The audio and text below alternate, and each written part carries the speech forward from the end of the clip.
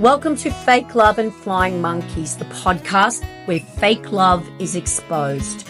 I'm Nova Gibson and I am your host. I'm the principal counsellor at Brighter Outlook Narcissistic Abuse Counselling.com.au. This space is dedicated to helping you reclaim your worth and understand the impact of toxic relationships with suspected narcissists. You deserve clarity, healing, and freedom from the pain of fake love and flying monkeys. So please leave a review and grab a copy of my book, Fake Love, Understanding and Healing from Narcissistic Abuse. Let's uncover the truth and take back your power. Hi everyone and welcome to another episode of Fake Love and Flying Monkeys, the covert female narcissist. Why do we always think that narcissists are men? Well, I think that there's a lot of societal misconceptions out there around that simply because men don't come forward to talk about their emotions, and certainly not any type of psychological abuse by a woman. And because the statistics and the research centers around those stereotypes, which suggest that the woman is always the victim and that a man cannot be abused by his much smaller, fragile, nurturing female counterpart. So psychological abuse, emotional abuse is still so underreported, and the statistics have got to be way off, I believe, because people still don't feel like intimidation, verbal abuse, emotional abuse, psychological abuse is going to get them the same type of support. They're not going to be recognized as a victim, and they're normally conditioned by their abuser to feel that way. They're not a victim because they don't have any bruises or broken bones. But most of you listening to this episode will know just how destructive, how painful, how traumatizing this type of psychological abuse is. Narcissistic abuse, coercive control. It destroys people, and it can absolutely destroy the rest of your life, your future, if you don't get the right support and validation. Now, because this is a psychological abuse, it is not gender specific, and there are women abusers out there, women who are narcissistic, who have NPD, who inflict just as much damage on their male or female partner or loved one. And the principles of narcissistic abuse are universal. So it doesn't matter what type of relationship you are in. Now, there are going to be certain environmental influences given your gender, your sex, your culture, of course. But the basic principles of how a narcissist abuses, the strategies, the techniques they use because of those 9 or at least 5 defining traits, they are the same over space and time. They are universal. And what that means is that men can be the victim just as much as the woman can. If that man has all of the normal emotions, empathy, things like that you and I have, which means they can be hurt, they can be damaged by someone else, whether that person is another man or another woman who is intentionally targeting those amazing qualities in that person, which are the exact opposite of that narcissist. So here are 10 ways the female covert narcissist destroys you, and they intentionally target you specifically to destroy you. Number one, the crocodile tears. Now, all narcissists can cry on demand. I think they spend their entire life practicing in front of the mirror how to squeeze them out. But those tears are mechanical in nature. You learn that very quickly. But it hurts to see this person that you still love in distress. It doesn't feel good to see someone crying, especially when they're telling you that you are the ones that caused that pain, and that's the reason they're crying. But the female narcissist knows that she's going to get away with this so easily because it's more acceptable for a woman to cry. And she knows that she's manipulated that person in front of her to hate seeing those tears, and it stops them from making her accountable, stops that victim from doing whatever it is that's displeasing the narcissist, and you never try and make them accountable again because it hurts to see them in that much pain. It's amazing how quickly they can turn them on and off like a tap, and once you give them what they want, they'll be happy as Larry, and those tears will dry up in a heartbeat. Number two, the passive-aggressive comments. Now, I think female covert narcissists tend to be able to inflict just a little more confusion and damage. Number one, because men are more likely to think that they can take the person in front of them at face value and there's no underlying hidden message and they mean what they say, basically. So the female narcissist will get very frustrated when he doesn't pick up on the little underlying jab at his manhood. And if her victim does get to know what she's doing intentionally, he picks up on it and he's seeing these patterns, it's easier for a male victim to forgive or just to get used to it because of that stereotype that women can be bitchy and you've just got to get over it. And if she says nothing's wrong, then you know you've done something. They think that this stereotype is an excuse for this woman to treat them very, very badly. And that's not their fault. That acceptance, if you will, or tolerance, that increasing threshold for abuse is through the conditioning. But I don't think those stereotypes in society that women can be really bitchy, I don't think they help. Number three, they play the victim.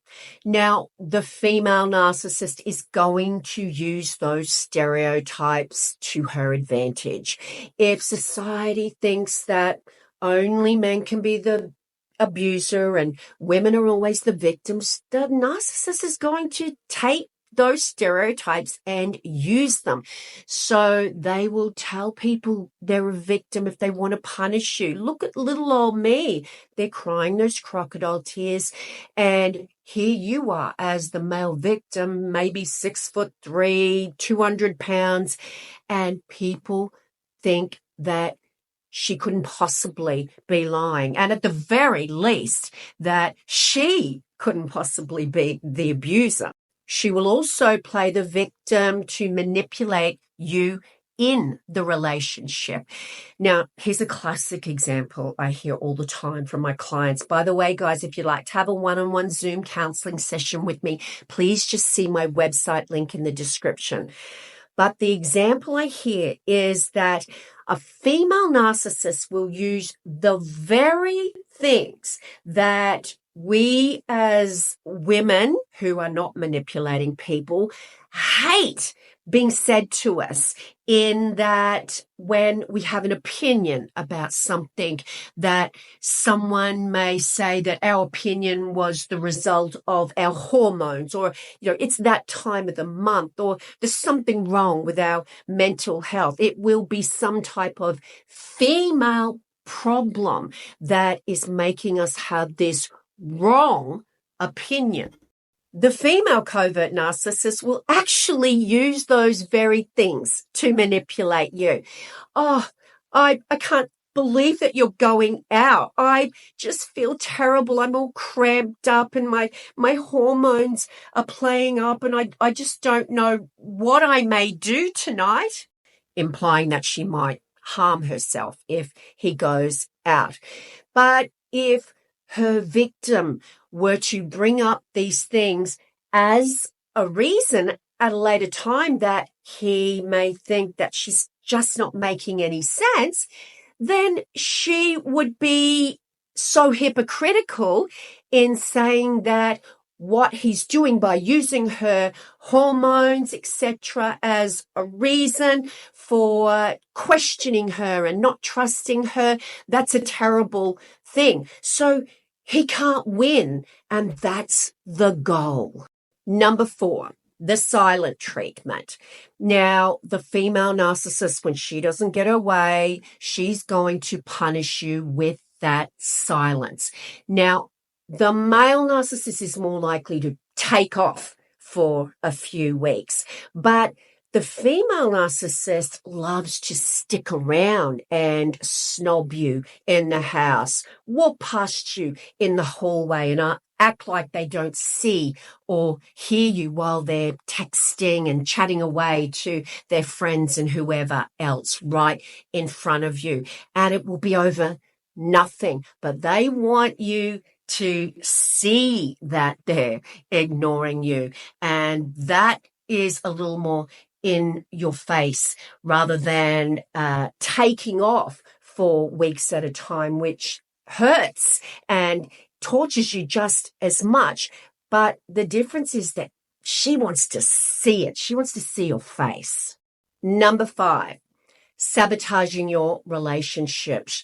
She will hate your mother. She will hate your family, and she will manipulate you into thinking that your family, your loved ones, are actually the problem. And of course, she will make sure that there's a very powerful trauma bond that exists where you choose her, essentially, and you find yourself isolating from those loved ones, not knowing that covertly she has sabotaged every single one of those relationships specifically to isolate you. Number 6, dismissing or mocking your emotions. And this is where, once again, they set you up so you just can't win. Because if you do cry, then you're trying to manipulate them, because that's what tears are for, right? And if you don't cry, then you will be heartless, cruel, and emotionless, and they just can't be with anyone who can't show their emotions. So if they're setting you up, or they're poking and prodding until you finally do cry, then they will shame you for it. And if that happens and you want to avoid that shame, so you don't cry, you don't talk about your emotions with this person who just shuts you down every time, then they will punish you for not having emotions and displaying those emotions to them. They set you up to lose, and it's a way of confusing you and having you try again and again, but always failing to please them. Number 7, the covert female narcissist loves to emasculate her male victim. And this simply means that she wants to deprive him of what makes him feel like a man, and or destroy it. And she does that through the act of demeaning him, belittling him, and undermining anything that represents his masculinity. An example is the one that I use in my book, Fake Love. By the way, guys, if you'd like to order your copy, the link is in the description to this episode. But in the book, the female narcissist, she belittles her husband by saying to him that he's pathetic because he doesn't earn enough money, and she's so sick of not having a better car and a better house. And all the while, she's racking up the credit card debt and getting all of this luxury plastic surgery that she doesn't need. But she wanted to undermine his confidence and destroy that thing that is so important to a man, which is conditioned in them, and that is to be able to provide for their family. She will treat him like a child. If he displeases her in some way, she will chastise him, and he will fear that silent treatment of having to live with her for the next month and not feel like you're being seen or heard. He will do anything to avoid that. In other words, she will condition him to be dependent on her for his self-worth. But I think their favorite way in the world to emasculate their victim is to tell them that they have a small penis. So these are the three things that sadly I hear regularly from my beautiful male clients. Number one, in some type of vernacular, they have a teeny weeny penis. Number two, they're useless in bed. And number three, she faked every single orgasm. Number 8 revolves around the narcissistic mother. Now, the narcissistic mother, especially to her adult daughter, is going to abuse her daughter under the guise of caring rather than just being out there and overt about it. She's going to perhaps come into her adult daughter's house and say, "Oh my goodness, this is so messy. Why are you folding the clothes this way? Look, I'm just trying to help and I want to teach you how to do it the right way. And are you really going to put those herbs in your cooking? I thought I taught you better than that. Let me do it for you."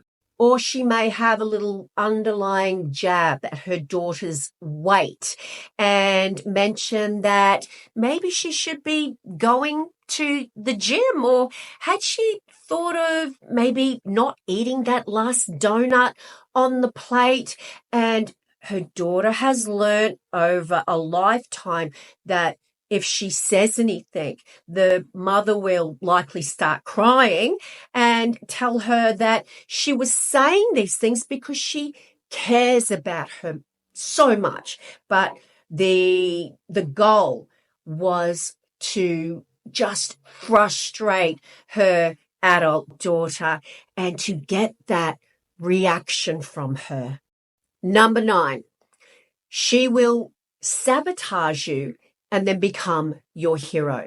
Now, a classic example that I hear regularly is when the victim is maybe having a very hard time at work, or they've got a very toxic friend themselves, and the victim comes home to the narcissistic partner, wife, and she comforts him and she makes him feel better. She produces all of those feminine nurturing qualities and heals those wounds supposedly for him.